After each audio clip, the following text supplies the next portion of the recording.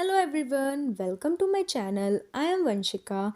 Today we learn English literature Honeysuckle's poem 2 The Kite by Harry Ben.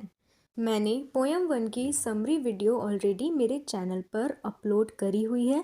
अगर अभी तक आपने नहीं देखी तो मैंने लिंक डिस्क्रिप्शन में दिया है, आप जाकर देख सकते हैं। Guys please like, share and subscribe to my channel. So now without wasting any time let's start this video. मैं इस पोएम को लाइन बाय लाइन हिंदी में एक्सप्लेन करूँगी so that you can understand the poem carefully. इस poem ने poet ने हमें उड़ती हुई काइट के बारे में बताया है। All of us like to fly kite. पतंग उड़ाना हम सभी को पसंद है। Have you ever try to fly one? आपने भी कभी उड़ाने की कोशिश की है? Read this poem about a kite as it flies in the sky.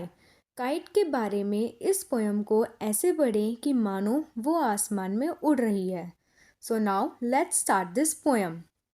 Stanza 1. How bright on the blue is a kite when it's new. जब kite नई होती है तब वो नीले आसमान में कितना चमकती है, यानी जब पतंग नई होती है तब वो नीले आसमान में कितनी ज़्यादा सुंदर लगती है, कितना ज़्यादा चमकती है। With a dive and a dip, it snap its tail. एक डाइव यानी एक गोता और एक डुबकी के साथ ही ये अपनी पूंछ तोड़ लेती है। Stanza 2.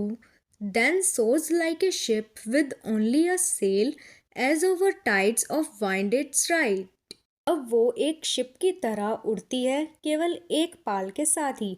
जैसे एक शिप टाइड्स में ऊपर नीचे होती है, वैसे ही एक काइट भी हवा में ऊपर नीचे राइड करती है।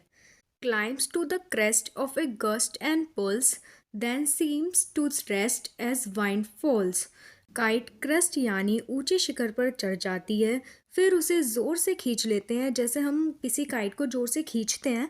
फिर ऐसा लगता है जैसे जैसे हवा गिरती है काइट आराम से धीरे धीरे नीचे आने लगती है। Stanza 3. When string goes slack you wind it back. जब तार ढीला हो जाता है आप इसे वापस घुमाएं। And run until a new breeze blows. और तब तक दौड़ें जब तक एक नई हवा चलती है। And its wing fill and up it goes.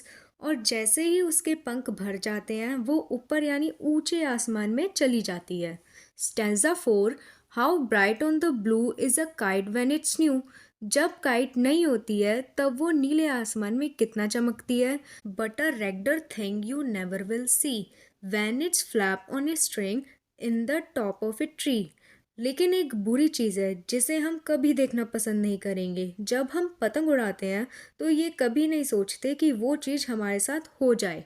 यानी जब हम पतंग उड़ाते हैं तो कभी कभी ये देखते हैं कि वो किनारे से फट जाती है, जिससे काइट का बैलेंस बिगड़ जाता है और वो किसी पेड़ के टॉप पर जाकर फंस जाती है।